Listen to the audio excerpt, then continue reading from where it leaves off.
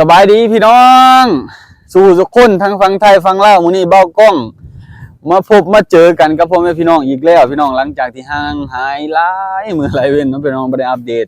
วิถีชีวิตให้พี่น้องได้เบิ่งเลยมื้อนี้เบ้ากล้องมีแนวสิมาอวดให้พ่อแม่พี่น้องได้เบิ่งนํกันบ่แม่นมาอวดเด้อพี่น้องมานำเสนอให้พี่น้องได้เบิ่งนํกันเนาะพี่น้องเนาะความเปลี่ยนแปลงและก็ความเอาใจใส่ความพัฒนาของรัฐบาลที่เขาเจ้าเร่งพัฒนาให้ความเจริญในประเทศลาวให้ก้าวหน้าจากที่เคยเป็นอยู่มานะพี่น้องเนาะมื้อนี้เนาะทางเที่ยวบ้านเบากล้องมีหูทางดำแล้วพี่น้องหูทางปูยางแล้วมาฮอดแล้วพี่น้องเอ้ยนี่คักบ่พี่น้องว่าเนาะคือเขาเจ้าเฮ็ดเดินหน้าเต็มที่เลยบ่แม่นแต่ว่าเมืองเบากล้องบ้านเบากล้องนี่อยู่บ้านกำแพนาเมืองมหาไส้แข็งคำมวลพี่น้องเอ้ยเจ้าเมืองเจ้าแข็งรัฐบาลเพิ่นพากันนำผ้าเฮ็ดเต็มที่พี่น้องเอ้ยรถใหญ่รถน้อยพากันเที่ยวสะดวกสบายหุนทางกำลังเข้ามาฮอดพี่น้องเอ้ยเพิ่นกำลังเฮ็ดปูยางไปสั้นนึงแล้วพี่น้องเอ้ยเทหินเทหยังโอเคพี่น้องถือว่าเพิ่นเฮ็ดไวหลายเนาะพี่น้องเนาะมื้อนี้เบากล้องได้มาอัปเดตให้พี่น้องได้ฟังได้เบิ่งนํกันเนาะอัปเดตให้เบิ่งเลยแหละพี่น้องเพราะว่าเบากล้องบ่ได้เกิดมา20กว่าปีนะบ่คิดบ่ฝันว่าหุนทางมันสิมาฮอดบ้านเฮาเนาะบ่คิดว่าเฮาสิได้เที่ยวทางดำเนาะเพราะว่าเจ้าของนี่ได้เที่ยวอันทางดินแดงเนาะเป็นหลุมเป็นบ่อแน่เวลาคนเจ็บป่วยได้ไข้ใกล้ล้มใกล้ตายเนาะบางทีก็ตายไปเลยเนาะแต่ก่อนนะถ้าว่ามาเที่ยวหนทางเพราะว่าอีหยังพี่น้องเพราะว่ามันไปยากมายากเนาะในอดีตแต่ว่าในปัจจุบันนี้ทางเจ้าเมืองเจ้าแข้งผู้รักผู้ใหญ่ในบ้านในเมืองเขาเจ้าเดินหน้าเต็มที่เพื่อพัฒนาประเทศชาติเนาะพี่น้องเนาะให้สู่ความเจริญแล้วก็ให้ผู้รักผู้ใหญ่เนาะในบ้านในเมืองเฮาได้เบิ่งได้แย่งช่วยกันบัดนี้เพราะว่ากันไปกันมามันก็สิง่ายขึ้นเนาะพี่น้องเนาะบางที่การที่เพิ่นไปบ่ทั่วบ่ถึงอันนึงก็คือเส้นทางถนนทางมันบ่ค่อยดีเนาะพี่น้องเนาะว่าจังซี่ซะตามบ่กองคิดในความคิดเจ้าของเนาะพี่น้องเนาะแต่ว่าในความคิดของผู้รักผู้ใหญ่เพิ่นจะคิดแนวใดบ่ฮู้เนาะแต่ว่าเฮาก็ดีใจที่ได้ในจุดนี้ที่เจ้าของบ่เคยพอเคยเห็นเนาะพี่น้องเนาะนี่แหละถนนหนทางเนาะหนทางดำพี่น้องเอ้ยทางปูยางเนาะถือว่าได้สำนี้ก็โอเคแล้วปีนี้บ่กล้องที่แรกบ่คิดบ่ว่ามันสิบ่แล้วนะคิดว่าบ่แล้วแท้ๆปีนี้โอ้อีกหลายปีว่ะเนาะเส้นหนทางเส้นนี้พี่น้องก็บางคนที่เพิ่นฮู้จักเนาะเส้นเป็นตัวเมืองอันมหาไส้เด้อพี่น้องเด้อเมืองมหาไส้อยู่ในหมู่บ้านคำแพนาเนาะหมู่บ้านคำแพใหญ่หมู่บ้านคำแพดงเนาะแถวนี้พี่น้องเอ้ยเมืองคำแขวงคำมวนเนาะบอกกล้องโอ้มาอยู่เลยดีใจหลายพี่น้องเอ้ยที่ได้เที่ยวทางดำแล้วเนาะทางปูยางแล้วเลยละเพราะว่าหลายๆปีที่บอกกล้องมาอยู่ก็คือโอ้ทรมานหลายเพื่อจะฮอดบ้านถือว่าบ่แม่นแต่เส้นนี้เส้นเดียวได้พี่น้องถือว่าเพิ่นแก้ไขทั่วประเทศเลยเนาะแต่ว่าอาจสิบ่อนใดที่แก้ไขบ่ทันแล้วทันหยังก็บางคนเพิ่นก็ไปถ่ายอัปเดตเบิ่งพี่น้องก็ติดตามเบิ่งได้นะพี่น้องเนาะบอกกล้องมารายงานให้พ่อแม่พี่น้องได้เบิ่งอัปเดตวิถีชีวิตบ้านเมืองเฮาการไปอยู่บ้านเมืองเฮาความเปลี่ยนแปลงต่างๆนานาเปลี่ยนแปลงไปทางไหนแน่แล้วเนาะเอาอัปเดตให้พ่อแม่พี่น้องเพิ่นเบิ่งเนาะทางฝั่งไทยฝั่งลาวเฮาบางคนเพิ่นไปบ่ทั่วบ่ถึงเฮาก็มารายงานให้พี่น้องได้ฟังได้เบิ่งนํกันเนาะเบิ่งพี่น้องรถอันขนหมอกขนมันก็ไปง่ายมาง่ายถือว่ารถมันบ่หลายปานใดเนาะพี่น้องเนาะแต่ว่าไปง่ายมาง่ายสะดวกสบายเอาใจใส่คือว่า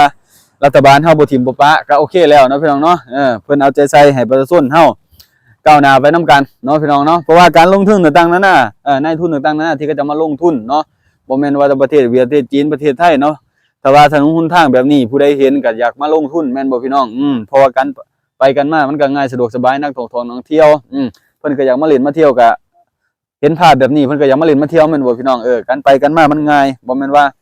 บ้านเฮาด้วยพัฒนาต่างๆหน้าบ่แม่นนะพี่น้องเพิ่นก็ค่อยพัฒนาไปเนาะแต่ว่าบอนที่มันยังเข้าบ่ทั่วบ่ถึงมันก็อาจสิมีเนาะพี่น้องเนาะผู้ใดอยากซอกหาอยากเบิ่งแบบบรรยากาศแบบเก่าๆถึงเก่าแต่ว่ามันคงความอาถรรพ์แบบบ้านเฮาเนาะพี่น้องเนาะพิถีชีวิตบ้านเฮามันจะเป็นแบบนั้นเนาะหลายๆคนคิดว่าลาวเนาะลาวจะเป็นลักษณะแบบนี้สมมุติเรือนซ่านบ้านซองจะเป็นแบบนี้เนาะที่เขาจะเปรียบเทียบกันหลายๆคนเนาะบางกองเคยเห็นเคยได้ยินเขามาแบบนั้นนะพี่น้องเนาะแต่ว่าความเป็นจริงเนาะเขาจะค่อยๆพัฒนาไปเรื่อยๆบอน ในเมืองความเจริญมันก็มีเนาะพี่น้องเนาะบ้านนอกบ้านนามันก็สิเป็นแบบนี้ให้นอกให้หน้าตะกกตะกร้าการเป็นอยู่ก็วิถีชีวิตหาอยู่หากินเขาให้เขาสวนเฮ็ดไร่เฮ็ดนาเนาะพี่น้องเนาะเอานี่แหละพี่น้องบ้านเฮาเมืองเฮาค่อยๆพัฒนาไปเดี๋ยวบ่กล้องอัปเดตเบิ่งถนนหนทางพื้นที่ต่างๆนานาที่เขาเจ้าเทยุงเทยางมันนะพี่น้องเนาะตอนนี้เพิ่นกำลังนี่แหละพี่น้องเทหินเพราะว่าเพิ่นเทยางสั้นนึงแล้วเพิ่นเหยียบให้ดินมันเน่นต่างๆนานาเนาะบ่กล้องก็บ่จักกระบวนการที่เขาเจ้าเฮ็ดนะแต่ว่าซ่าเบิ่งเนาะมันจะเป็นยางรถนะรถแกดินบ่พี่น้องนี่10ล้อ10หยังเขาเจ้านี่โอ้แกดินแกหินนี่แหละพี่น้องนี่เห็นบ่เป็นหินกับเป็นหินผาเนาะบ้านบ่กล้องเอิ้นหินผาเด้อพี่น้องเด้อแนวนี้แต่ว่าทางไทยเพิ่นเอิ้นอีหยังบ่กล้องก็บ่ฮู้จักเนาะหินกรวดหินอีหยังเนาะแต่ว่าหนทางก็คือเพิ่นยกสูงเติบเลยพี่น้องจากหนทางเก่าอยู่พี่แหละหนทางเก่าเนาะหนทางเก่าอันหนทางเอาขึ้นไปเนาะถือว่าสูงเติบเนาะสูงเติบอยู่พี่น้องเอ้ยแต่ว่ากะในกล้องมันก็บ่กี่เส้นแต่ว่าในภาพรวมๆเกือบเมตรนึงความสูงเนาะพี่น้องเนาะครับความเป็นจริงก็คือเมตรนึงเนาะเมตรกว่าพุ่นแหละพี่น้องความสูงเนาะตามระยะทางเรียบบ่เรียบข่อยนู่นต่างๆนานานักที่เขาเจ้าพากันเฮ็ดนํพี่น้องคักๆบ่เคยเห็นเนาะพี่น้องเนาะบ่คิดบ่ฝันว่ามันสิมาฮอดบ้านเฮาไวได้ขนาดนี้คือว่าบ่กองเคยเห็นแต่ในข่าวในหยังที่เขาเจ้าอัปเดตว่าเมืองนั้นเมืองนี้เฮ็ดถนนหนทางแก้ไขต่างๆหน้าแก้ไขเพิ่มยางเทยางลงยางใหม่ต่างหน้าแก้ไขถนนหนทางแต่ก่อนเป็นหลุมเป็นบ่อซุมื้อนี้เปลี่ยนใหม่เลยเด้อเห็นเขาเจ้าอัปเดตกันนะพี่น้อง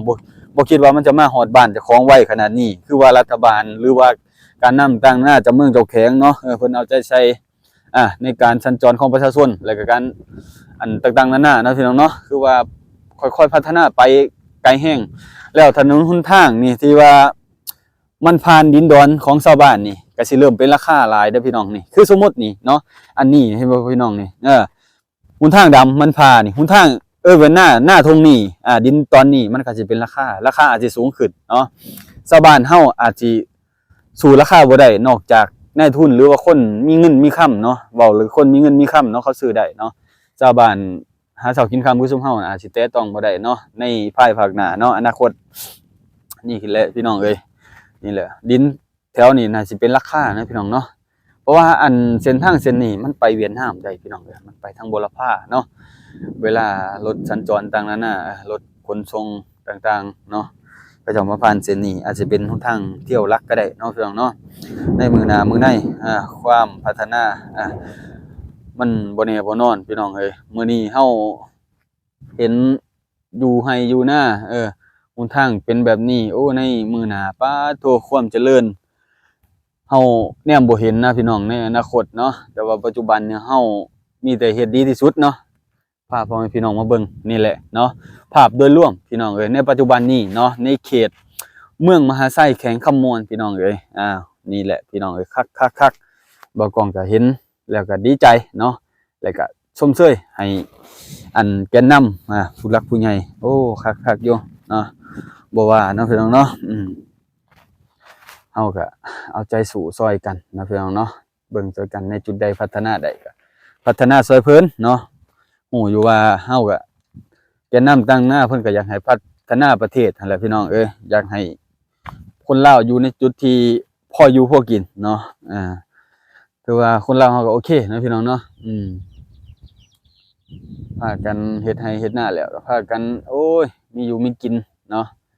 บางคนบ่มีอยู่มีกินก็พู้นแหละเนาะข้ามไปฝั่งไทยใครแน่แต่พ่อแม่พี่น้องทางประเทศไทยเพิ่นให้โอกาสรับแรงงานลาวเฮาเนาะไปให้สู่ชนอยู่ฝั่งไทยเนาะไปเป็นแรงงานหาเช้ากินค่ำแต่ว่ามีต้นทุนเด้อพี่น้องมาบ้านเฮาไปเฮ็ดเวียกเฮ็ดงานฝั่งไทยแล้วมีต้นทุนเด้ไผอยากมาต่อยอดอยู่บ้านอยู่เมืองเฮาคือนี่แหละรัฐบาลหรืออัน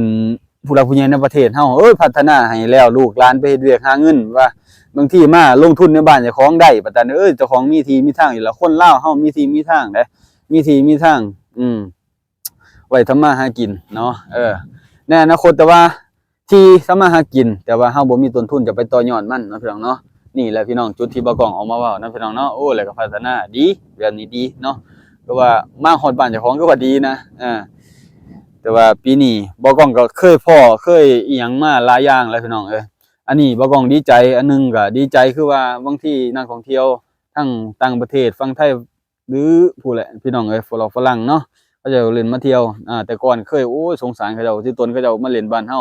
ก็จะสิเอาบ้านเฮาไปเว้าแนวใดเนาะบัดตานี้เศร้าแล้วพี่น้องเศร้าคิดแนวนั้นแล้วเนาะบัดตานี้โอ้ยเพิ่นมาแล้วบัดตานี้โอ้ยหนทางดำไปง่ายมาง่ายบ่เป็นหลุมเป็นบ่บ่ไปลุยขี้ตมบ่ได้ไปอันลุยขี้ไงเนาะพี่น้องเนาะเอ้าคักแบบนี้เนาะพี่น้องเนาะเอาแบบนี้เนาะพี่น้องว่ากองอัปเดตให้พี่น้องได้เบิ่งนํกันแล้วก็ฝากกดติดตามกดไลค์ให้เด้อพี่น้องเด้อเพราะว่าใช่เป็นกำลังใจบ่กองเนาะเพราะว่าบ่กองก็บ่ได้มาโอ้ถ่ายคลิปนี่โดนแฮงอะพี่น้องเอ้ย